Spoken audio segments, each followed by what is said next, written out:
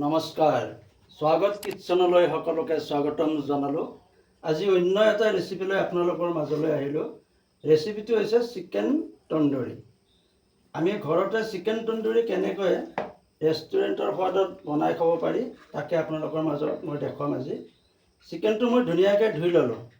চিকেনটো ধুই লৈ এই চিকেনটো এতিয়া আমি অলপ কাট কৰি দিব লাগিব। মই 4টা লেগ পিচ ল'লোঁ আৰু এই চিকেনটো অকণমান ইয়াতে কাট কৰি দিব লাগিব। ইয়াতে তেতিয়াহ'লে চিকেনৰ মছলা যিটো মেৰিনেট কৰিম, মেৰিনেট কৰোঁতে মেৰিনেটৰ মছলাটো ধুনীয়াকৈ সোমাই যাব লাগিব। বহুত বেছি তললৈকে কাট কৰিব নালাগে।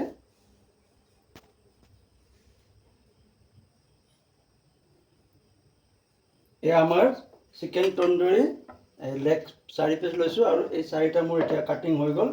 এতিয়া মই এই 4টা লৈ ল'লোঁ। মেৰিনেটৰ কাৰণে আমাক প্ৰথমতে লাগিব দৈ। মই প্ৰায় ইয়াতে 1.5 কাপমান দৈ লৈছোঁ, 1.5 কাপ দৈ লৈছোঁ। আৰু ইয়াতে দিম মই অকণমান লেবুৰ ৰস, প্ৰায় 2 চামুচ লেবুৰ ৰস, আদা নহৰু পেষ্ট 2 চামুচ, জিৰা 2 চামুচ, জিৰা গুড়ি 2 চামুচ, ধনিয়া গুড়ি 1 চামুচ, কাশ্মীৰী ৰেড পাউডাৰ 2 চামুচ, 1 চামুচ দিলোঁ গৰম মছলা আৰু 1 চামুচ দিলোঁ তন্দুৰী মছলা। ৰেড চিলি মই আধা চামুচ দি দিম। তেনে জলকীয়াটো মই অলপ কমাই দিম আৰু দিম ইয়াতে 1 চামুচ গোলমৰিচৰ গুড়া, মানে জালুকৰ গুড়া। 1 চামুচ জালুকৰ গুড়া দি দিলোঁ, 2 চামুচ নিমখ। ইয়াতে এতিয়া অকণমান দিম মিঠাতেল, সৰিয়হৰ তেল অকণমান দি দিম। এতিয়া ধুনীয়াকৈ মেৰিনেট কৰি লওঁ। মই হাতেৰে কৰি লৈছোঁ।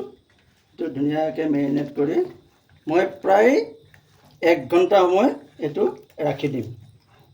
আপোনালোকে টাইম পালে বেছিও ৰাখিব পাৰে, যিমান টাইম ৰাখে সিমানেই ভাল, বেছি টাইমো ৰাখিব পাৰে।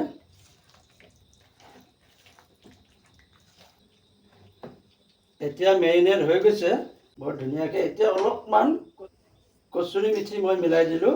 মিলাই দি এতিয়া এইটো মই 1 ঘণ্টাৰ কাৰণে ৰাখি দিম। প্ৰায় 1 ঘণ্টাৰ কাৰণে এইটো এতিয়া এনেকৈ থৈ দিম। 1 ঘণ্টা মই ঢাকোন মাৰি ৰাখি দিম। এয়া আমাৰ প্ৰায় 1 ঘণ্টা হৈ গ'ল। এতিয়া চাওক সুন্দৰ এটা কালাৰ আহিছে। এতিয়া মই গেছত এখন টাৱা বহাই দিলোঁ। মই এতিয়া টাৱাতেই বনাম। বহুতে অভেনতো বনায়, মই টাৱাতে বনাওঁ। টাৱাখনত মই অকণমান বাটাৰ লগাই দিলোঁ। প্ৰথমতে অকণমান বাটাৰ লগাই ল'ম পাতলকৈ।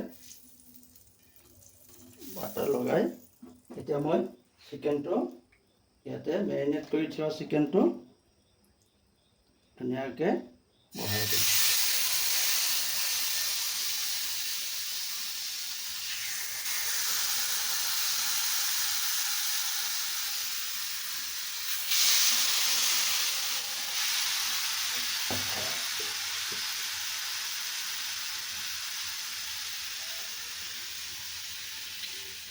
এতিয়া মই চিকেনৰ পিচকেইটা লাহেকৈ ওলটাই দিম।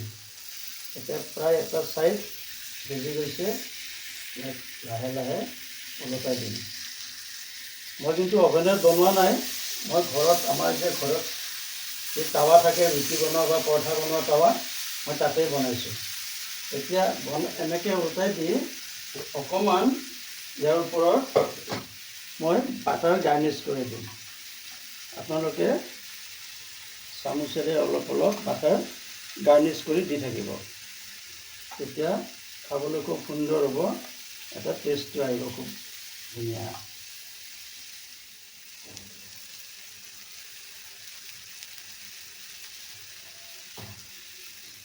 এয়া মই আকৌ এবাৰ ইয়াক ওলটাই দিলোঁ। খুব সুন্দৰ হৈছে কালাৰটো, চাওক আপোনালোকে। আৰু চিকেনো মোৰ সিজি আহিছে। আৰু ইয়াতে আমি এটা কাম কৰিব পাৰোঁ, মেৰিনেটৰ মছলাটো অকণমান লগাই দিব পাৰি। এতিয়া আমি মছলাটো ইয়াতে লগাই দিব পাৰোঁ। ওপৰৰ পৰা বাটাৰ দি দিম। মনত ৰাখিব আপোনালোকে ল' ফ্লেমত এইটো ৰান্ধি থাকিব দেই। চিকেন তন্দুৰী টাৱাত আপোনালোকে ল' ফ্লেমত বনাই থাকিব আৰু মাজে মাজে অলপ বাটাৰটো দি থাকিব। এয়া চাওক আমাৰ চিকেন তন্দুৰী হৈ গ'ল। এতিয়া মই চিকেন তন্দুৰীটো প্লেটত লৈ ল'ম। খুব সুন্দৰকৈ সিজিছে। অকণমান ওপৰত বাটাৰ দি দিলোঁ। বাটাৰ দি এই চাওক ধুনীয়াকৈ সিজি গৈছে। ধুনীয়া এটা কালাৰ আহিছে। এতিয়া মই চিকেন তন্দুৰীটো প্লেটত লৈ ল'ম। যিহেতু মই 4 পিচ লেগ পিচ লৈছিলোঁ, মোৰ টাৱাখন সৰু, ঘৰৰে টাৱা, গতিকে 1 পিচ মোৰ থাকি গৈছিল। এতিয়া মই নেক্সট এই পিচটো ইয়াতে দি দিম। আৰু নেক্সট পিচটো দি ধুনীয়াকৈ এই পিচটো মই বনাই ল'ম। এয়া আমাৰ তন্দুৰী চিকেন সম্পূৰ্ণ ৰেডি হৈ গ'ল। এইটো খুব সুন্দৰকৈ সিজিছে। এতিয়া আমি ইয়াক যিহেতু আমি তন্দুৰ নাই ঘৰত, আমি টাৱাত বনাইছোঁ। তন্দুৰীৰ ফ্লেভাৰটো আনিবৰ কাৰণে মই ইয়াতে এতিয়া আপোনাক কেনেকৈ তন্দুৰী ফ্লেভাৰ আহে সেইটো মই দেখুৱাই আছোঁ। মই ইয়াতে এটা বাতি ল'লোঁ। বাতি এটা লৈ কয়লা এটা জ্বলাই থোৱা কয়লা এটা দি দিলোঁ। জ্বলাই থোৱা কয়লা। ষ্টিলৰ বাতি ল'ব আপোনালোকে। এইটো ষ্টিলৰ বাতি এটা ল'লোঁ। ইয়াতে অকণমান ঘি দিলোঁ, বা আপোনালোকে তেলো দিব পাৰে, বাটাৰো দিব পাৰে। ঘি দিলোঁ। এতিয়া দেখিছে সুন্দৰ ধোঁৱা এটা ওলাই গৈছে। এইটো এতিয়া আমি কভাৰ কৰি দিম। এয়া মোৰ প্ৰায় 10 মিনিট সময় হৈ গৈছে। এতিয়া চাওক কি ধুনীয়া ফ্লেভাৰ আহিছে। এটা তন্দুৰী ফ্লেভাৰ আহিব। এইটো আপোনালোকে দিবলৈ নাপাহৰিব। এইটো দিলে আপোনালোকে তন্দুৰী ফ্লেভাৰটো পাব। এতিয়া আমাৰ চিকেন তন্দুৰী ঘৰতে কেনেকৈ বনাব পাৰি আপোনালোকক মই দেখালোঁ। কেনেকৈ বনাই খাই চাব। ঘৰত আমাৰ যি টাৱা থাকে টাৱাতে বনাব পাৰিব। এতিয়া মোৰ তন্দুৰী চিকেন হৈ গ'ল। এতিয়া মই ইয়াক পৰিৱেশন কৰিম।